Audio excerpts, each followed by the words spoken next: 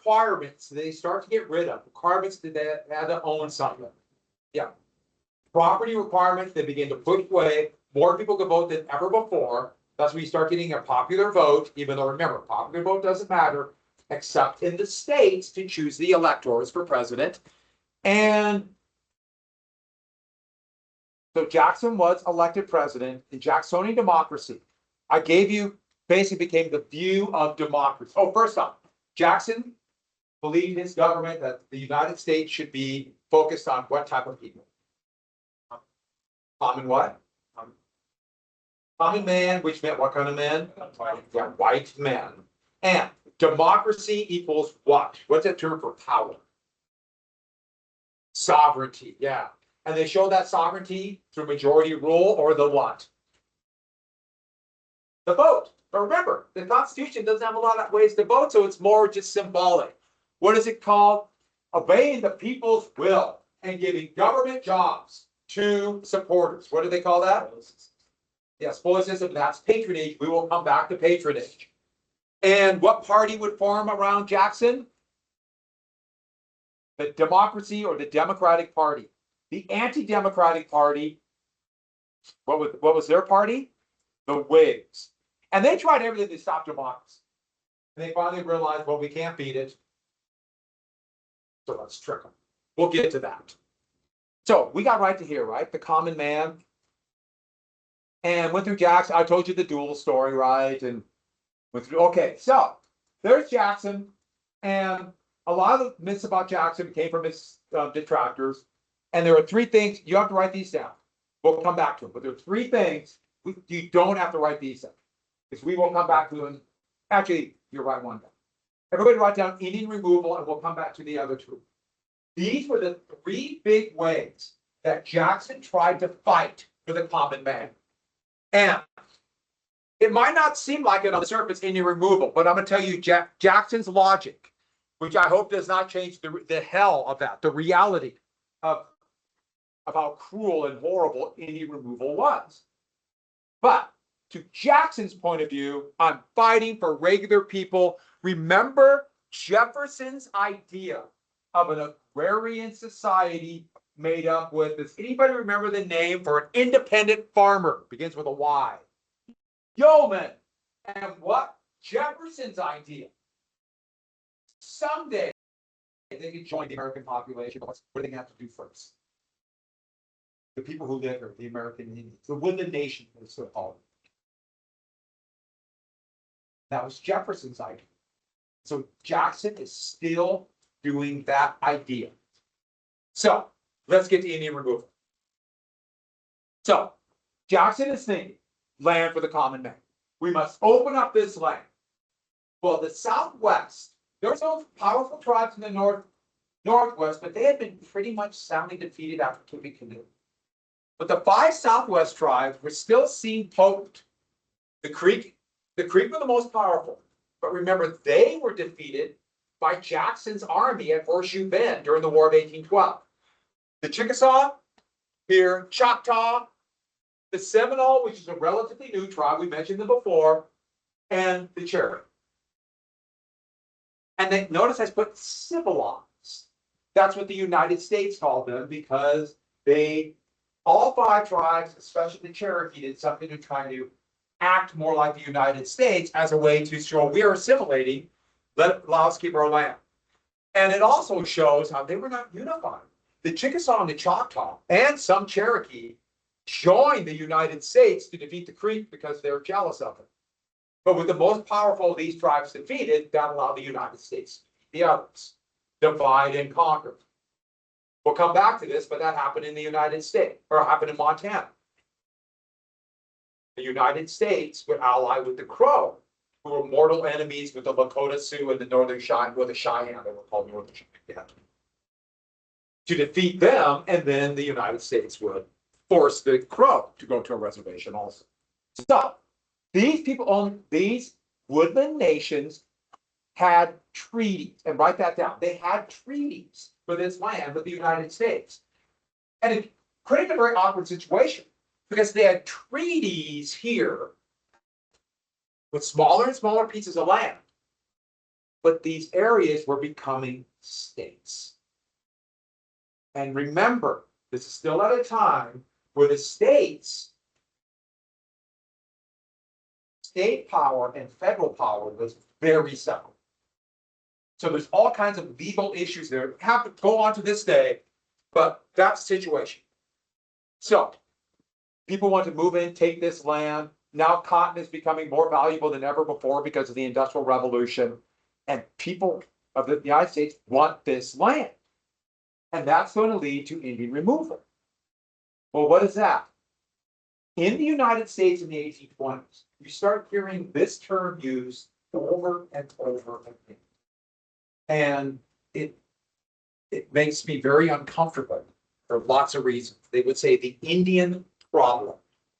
And the Indian problem was this. Someday the various tribes might assimilate, join the culture of the US, but they're not ready yet. So they got to be moved. They got to. But they're not ready. They got to. Now, I'll add one more thing to this. I'll add one more thing. But the reason this makes me so uncomfortable, besides the way they looked at it, you got to move it. We want this land, period. Is the term Indian problem. That makes me very uncomfortable. I know why. Even though Jews only made about 1% of the population of Germany, right-wing parties, most famously the Nazi Party, would start calling this a problem for Germany. They refer to it as the Jewish problem. And then when Germany conquered areas where there were large Jewish populations, they referred to the Jewish problems. What do we do about these areas that we have conquered? Militarily control within large number of Jews. And when they couldn't forcibly move them into what is in the Soviet Union, the biggest population of Jews in the world were, they couldn't forcibly move into the Western Eastern Soviet Union like they thought, without the defeat of the Soviet Union for them. But the Jewish problem came, okay, what do we do? We have to. That's what makes me uncomfortable, especially since Hitler showed very open admiration for American policy in the West and what they did to Americans. He wrote about it in his book called Mein Kampf and talked about it over and over again for his plans for the Soviet Union. So that makes me very uncomfortable. And so you now get to join me in being uncomfortable. But it's also important to understand, we have to know this stuff. This is our story. So back to this. So here's Andrew Jackson. And this cartoon is mocking him. But Jackson tried to portray himself as, and remember, Jackson was brutal in attacking American Indian tribes of the Southwest. Remember, the Southwest at this time was Alabama, Mississippi, and Tennessee. But here he is, he tried to portray them, he tried to say, I'm your father, and I'm protecting you. This is actually mocking him. And then showing liberty stepping on probably a creep right behind, trying to show how brutal that actually was. But Jackson said, you have to be moved, and I protected you, and I'm your friend, I'm your father. I'm like your great father. And what was his argument? You have to move. Because I know what the United States would do, because I did it. This is what he said. I know. And if you don't move, what will happen? We're saving your life. Because if you don't move, what will happen? The US will kill you. And so that is the last part you got to put for that. Someday you have to assimilate, but you're going to have to move. You're going to have to move, or we will kill you. And Jackson knew because he did it. So he's portraying himself as saving them. And so basically, Indian removal has this argument. We have two choices. You move, or we kill you. Of course, there are more choices than that. When anybody ever lays out only two choices, be very wary of them, because there's always other choices. And the United States had signed treaties with these various woodland nations who had land supposedly forever. Instead, the U.S. said, we got to break these treaties because we want your land. So we're going to kill you unless you move. And then implying as we're saving their lives. So that is what Jackson was saying. Now, don't forget, Jackson's now thinking, we'll open it up for yeomen. Doesn't justify it. I'm trying to lay out what was going on. And so in 1830, with Jackson's support, Congress passed the Indian Removal Act. Now, the Indian Removal Act is kind of complex. It's very complex because you have the complex issue of almost all of these treaties gave American Indians, these woodland nations, land that are now in states. So it's very complex. But it said this: we'll set up Indian territory. So originally it was going to be Arkansas and Oklahoma territory. In fact, they actually gave it all the way up to Missouri, including what is now Missouri. I'm sorry, what is now Kansas and Nebraska, but eventually just go to here. Eventually, Indian territory would just be the western part of Arkansas territory. What state is this today? Arkansas. What's right next to it? What is it? I was up here. I know we got to get all the states. I got all these states, they all kind of look alike. Have you heard of Oklahoma? I think someone might have whispered it. I just didn't hear it. Yeah, Oklahoma. Oklahoma. And somebody who knows the musical. It's very good. I like Oklahoma. So, and then the tribes would willingly sign treaties with the U.S. And you know what the treaties are going to be: give up their land, go to Indian territory. And the U.S. laid out, we will provide food and shelter along the way. So you can have a new life in Oklahoma. And as we all know, Oklahoma is exactly like terrain-wise environment of, let's say, eastern Alabama. Exactly the same thing, meaning completely different. But they knew it was nothing like, but they're going to move. And willingly means basically they're going to say, hey, do you remember what we'll do? Sign this treaty or else. And so that's what the U.S. government did. The problem was with the U.S. government, what if they don't sign because they're within states? If they don't sign, they already have a treaty. Then what? So Jackson administration began to coerce various tribes to sign treaties. And like the Creek, they were soundly defeated. And they knew they're going to take our land. They're going to do it. The United States is ruthless. The Chickasaw and the Choctaw, the same thing. This is supposed to say they're in states, not really tossed up on. I should have put the other one behind. I didn't want to. Some signed treaties. The Seminole never did. The Seminole to this day have never signed a treaty, even though they would be at gunpoint. But the Cherokees would not. To begin in 1832, tribes began forcibly being moved to what is now Oklahoma. But the Cherokee are right here. And they're by treaty, and they made a big deal. We're Cherokee Nation, and I'll explain why that's such a big deal. Most of it was in northwestern Georgia. If you look at this map, here's initial Georgia. This is Creek land that they're going to steal. That will come in 1832, and that's Cherokee.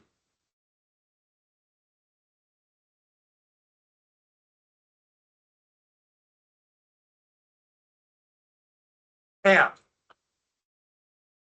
one more thing I'll add. There'll be another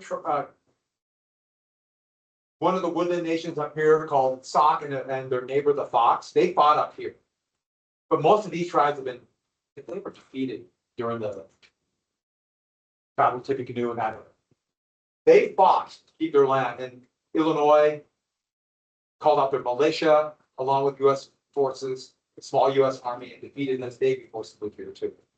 I'm only telling you that because in the Illinois militia, we've got to focus on certain areas, but this part of that militia would be a young lawyer by the name of Abraham Lincoln, who would fight against the Sauk and the Fox and be elected. They elected their sergeants, and he was elected sergeant. So the first time Abraham Lincoln is written about in a local newspaper in Illinois, fighting the Sauk. So what about Cherokees?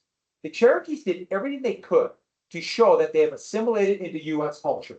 And in fact, you start seeing Americans say, citizens of the U.S., they're more civilized, meaning they act, and they tried very consciously to act like the United States. They laid out towns, even though they had have towns. They try to lay them out like towns of the United States. Even created their own alphabet and newspaper. Sequoia would write a script. And this is just brilliant how he came up with the Cherokee language and wrote a script. And that's the script for the Cherokee language. And therefore they could have newspapers in Cherokee and in English. Made a big deal that they would have schools to teach both. And they would try to dress in more clothing like the United States, like European style. They did everything they could, including what they said was, we are just like the United States. We even have plantations up here. This is a Cherokee plantation, and owned what? Some owned enslaved. And so they said, we're just like the United States. The problem was, to citizens of Georgia, we don't care. We want your land. You're not us. And so Georgia began to try to push the Cherokee people to sign that treaty. So this is Georgia. You got to sign the treaty. Georgia tried to push it. And then gold was discovered in Northwest Georgia. I think you can guess what's going to happen. There's going to trigger a gold rush. People will come into land that's Cherokee land by reservation. And then Georgia started to pass laws, including divvying up their land in a lottery to take this land. This is where the gold was. This is a picture of prospectors. Not that much gold. I should add, this is a really pretty part of the country. Mountains, a lot of running water, rains a lot there. And the valley land is really fertile. So it's just beautiful area of the country. I like Northwest Georgia and the Tennessee, that area. But anyways, so they begin to pass a series of laws. So they say Georgia law on Cherokee land, and remember, it's Cherokee land by treaty. So this would lead to a lawsuit that made it all the way to the Supreme Court. Does Georgia law apply on Cherokee land? So it's going to be called the Cherokee Nation versus Georgia. And Cherokee made it very clear, we're a nation because we signed a treaty. And the Supreme Court agreed and said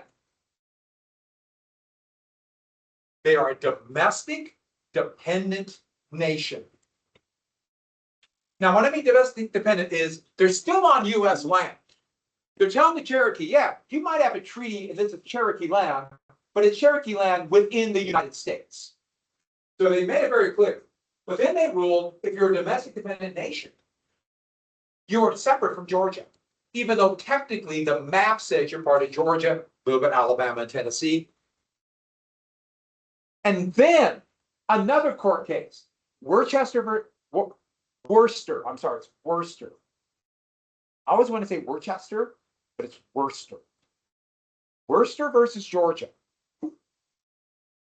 And so, if this is true, Cherokee law is sovereign, meaning it has more power than Georgia law in the land given to him by treaty, Cherokee Nation. And John Ross was elected president, they even called it president, of the Cherokee Nation. And look how he's dressed. See what he's trying to do? He's trying to act like from the United States. Well, if you know anything about reservations, your Montana has 9 reservations. These court decisions are precedent to this day.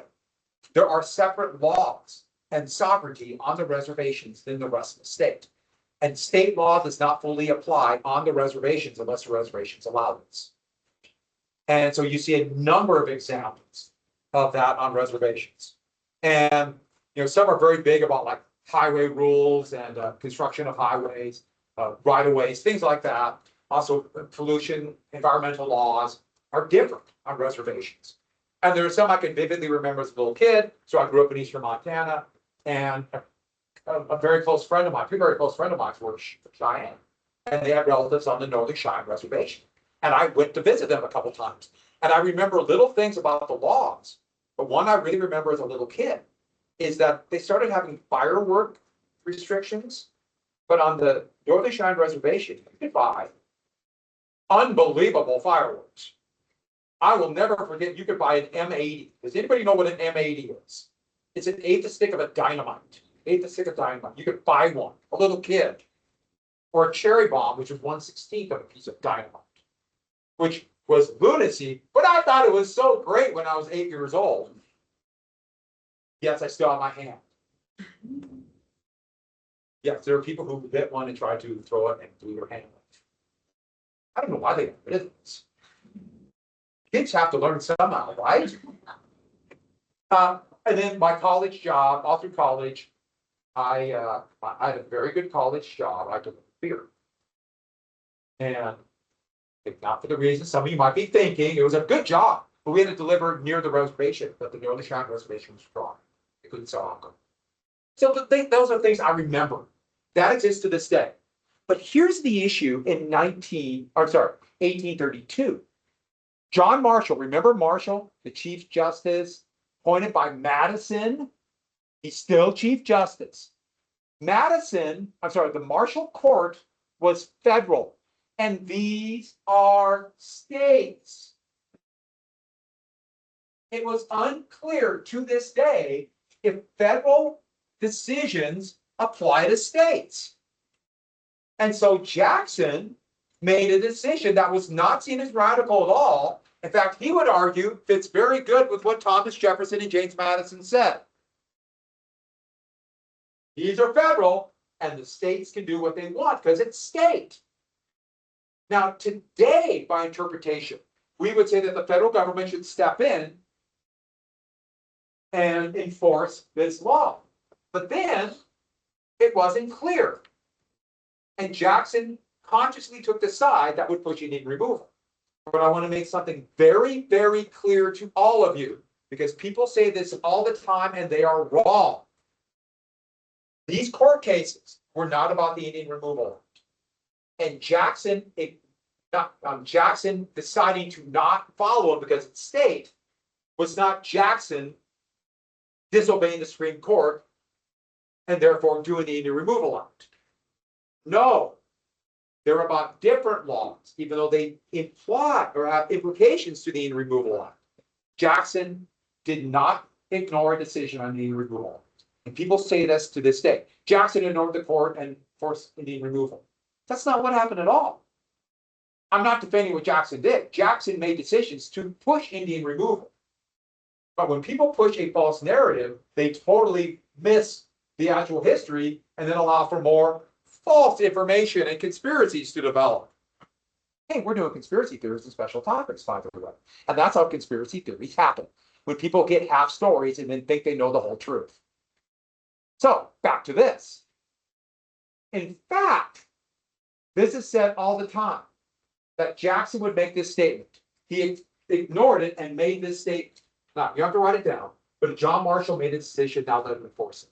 I literally just heard someone say this. And it was talking about, will Trump ignore the Supreme Court? And saying, well, Jackson did.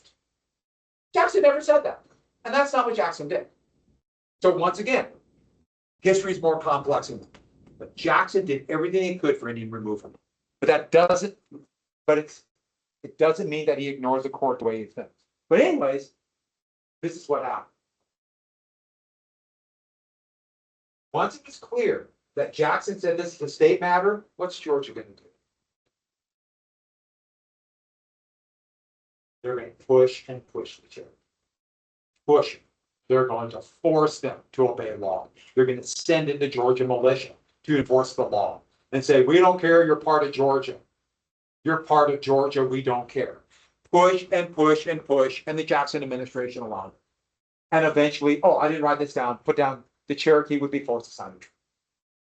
Now, the trip that the Cherokee would take, they would dub the Trail of Tears. But we now more correctly dub them all the Trail of Tears. All these forced removal from the Sauk and the Fox down to the Seminole would be forced at gunpoint, the Trail of Tears. And you notice they would start at the last year of Jackson's first term, all the way through Van Buren being president. The movement to eventually all down to what is now Oklahoma. And then the U.S. would take that land too. We'll get to it. Some of you might have heard of something called the Sooners. I'll tell you where that comes from. The Trail of Tears. But the name first got its start because of what happened to the Cherokee. The Cherokee were moved in 1837. And this was just blatant criminal negligence. It wasn't the plan of the Van Buren administration to be so unprepared for the move, but they didn't care. So I guess it has the same net effect. Here's what happened. Summer 1837. John Ross finally decided we had no choice. And they tried one more time to keep like a part of the line, give up some, all through the summer. And the US Army was going to help, the tiny little army, to prepare basically supply depots along the way here. And they tried all summer to hold their line. And they didn't really prepare the supply depots, and then fall hit, and they didn't do it. And it was end of fall when they were forced to move. There's it, it's done, it's too late, you have to go and do something. So the Cherokee gathered their information, and began to go along this path, that there was supposed to be food and supplies waiting for them. There are a few soldiers to kind of guide them along the way. But third would die of exposure and starvation. Thus the trail victims. Now, it wasn't the plan of the Van Buren administration, but they just didn't care and didn't prepare. And since it happened in the fall, it made it even worse. It would have been better in the summer, but still would have been awful. And so when they got there, a third had died. And something else happened too. If you force someone to move at gunpoint, and some people are dying in that process, when they're moving, this disrupts the entire function of the family. What happens to birth rates, for example, when this happens to them? Drop like a rock. They don't have children. It's going to be a whole hole in the generation that might be irreplaceable, because it just disrupts everything. When you have people dying in this horrific move, and they can't go through the normal function of having a family, they don't have families. And what happens? The population tanks, and this is where you get, like, literally societies disappear and never recover. In the 1990s, there was a civil war. Everyone look at the map over there, and you see the light orange country. See the map with the Cold War right over there? You see that light orange country? It was created after World War I. World War I, you might have heard of Yugoslavia. In the 1990s, there was a horrific civil war where entire populations were forced to be moved at gunpoint. And they came up with a name for what has happened throughout history. Does anybody know the name for this? They developed in the 1990s of forcing a population out, killing some, but the big thing is you're just destroying their population by forcing them to move. It's called ethnic cleansing, which is a horrific name if you think about it, but very fitting. And ethnic cleansing is a form of genocide. According to the UN Charter, which the US signs, it's a treaty, so it's US law. So, that's Cherokee. Jackson was already out of office, and the whole point is complex. Oh, I should add, did the land open up for small farmers? Small white farmers? Not really. Who got all the best land? The big landholders, the wealthy. The big plantation owners did not happen the way. So, was that Jackson's fault? Possibly, but that certainly was not his plan. Doesn't excuse him. That's Indian removal. And there's a lot of myths about this and things that people say wrong. Doesn't excuse what happened, but I think it's important to understand the full story. So, let's get to nullification. Nullification, remember that was where a state will disobey an unconstitutional law. That's nullification. Everybody remember that. We've had it twice before. It's sometimes called the Tariff War too. Do you remember it? Jefferson and Madison. They would write the Kentucky and Virginia resolutions saying that the Alien and Sedition Acts were unconstitutional and said states could nullify it. Okay, me saying that, does that sound familiar to you? You remember that during the Alien and Sedition Acts. The Hartford Convention during the War of 1812, Federalists in New England tried to nullify the war. Both of those events showed how nullification was being used. The wars ended before it actually happened. Now it's brought back again. The nullification process. Sometimes it's called the Tariff War, but it's not really the tariff was the big issue. And it would be seen as a conflict between, here we have Andrew Jackson, and who's that guy? John C.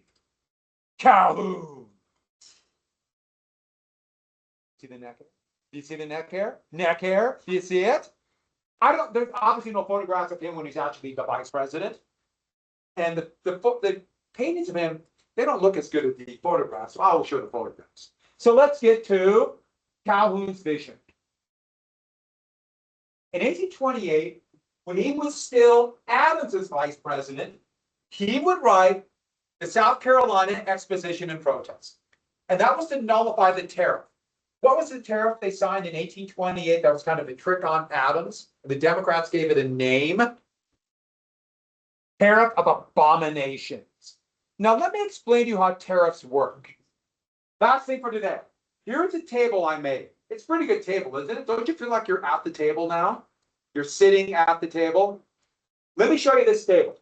Here is no tariff, 50% tariff for textiles from Britain, textiles for the US. And when we use a 10 by 10 sheet of, okay, white tariff was mostly white at that time. 10 by 10 feet cloth, roll of cloth. And it was about 90 cents. But to make the math easy, let's make it $1 for British textiles. In the US, it was, I gotta use a red pen for obvious reasons, $5.25. Do you see how it gave the British a competitive advantage?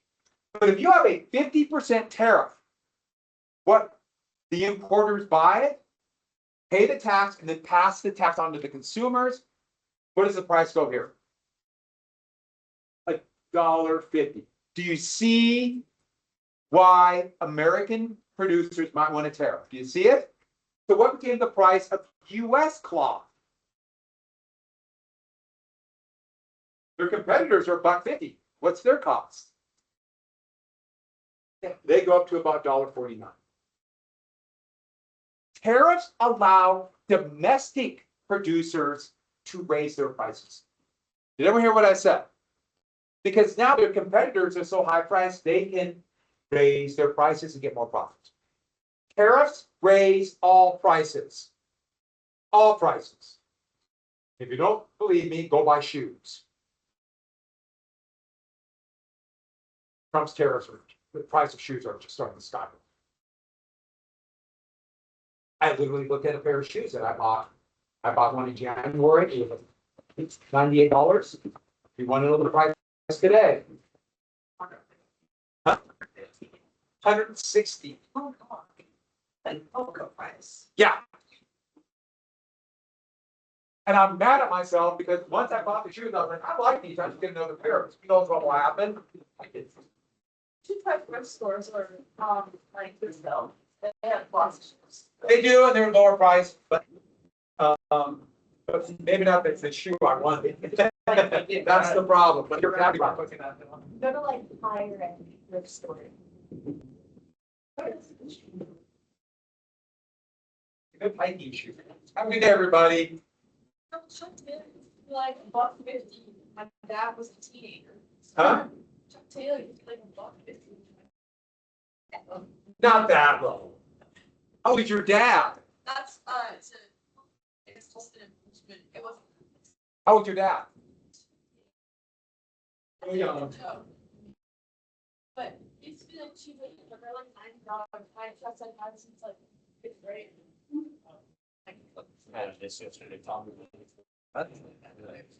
Everything. Well,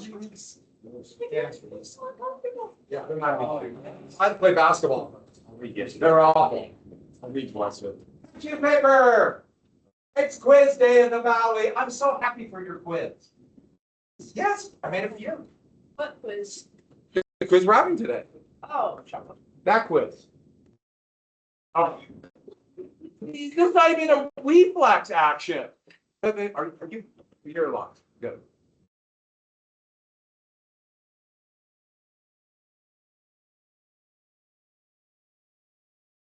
You always got to be ready. Ready?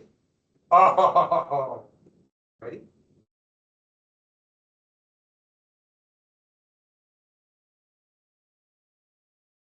Well played. He might deserve it. He probably does. Really? Yeah. You guys, you're a board. What?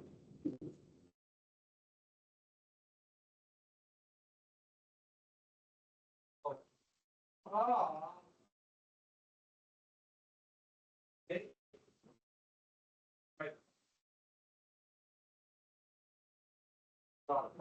Thank you.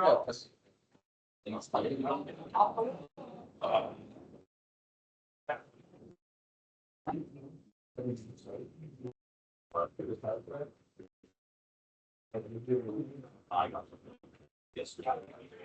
It's only 4:23 through 4:45. You know, how many basic subject? Not, no, I mean. Tell me, I'll give you a call back. Yes.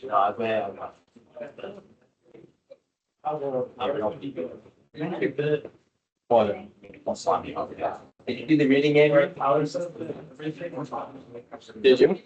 I don't know. Pointing hard against the wall. Did you do the reading game? No. I was suddenly just waving off the wall to each other. Elijah, did you? What's that about? Do the reading? Yeah. Oh, good. Nobody did it. I've got to do this Person, did you guys are reading? No, really? Half sheet of paper, and let's go to 11. 11 sounds like a good number. It's very balanced. One and one. I asked Tom. Oh.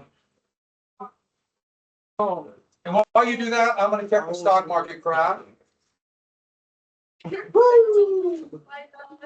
Billions of dollars are being lost at this speed. Oh my God. That's.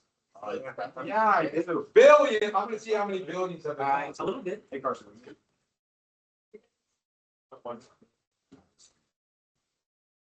What? Sure. We said do the same thing to me and hasn't happened yet.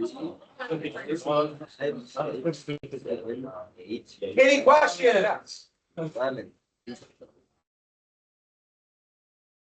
You have a question? Huh? Everyone's gonna number to 11 except for you. Let's go to 1,000,000 and 11. Darn it. Half a sheet of paper, let's go. Half a sheet of paper. Huh? Let's go. Not fast enough for me, and everyone else is very disappointed. Kevin, where are you going? Yeah, don't let this happen. You gotta police your area. Oh, Oh, Lane. we're filming this. Everyone say goodbye to your viewing audience. Goodbye. Like, Oh,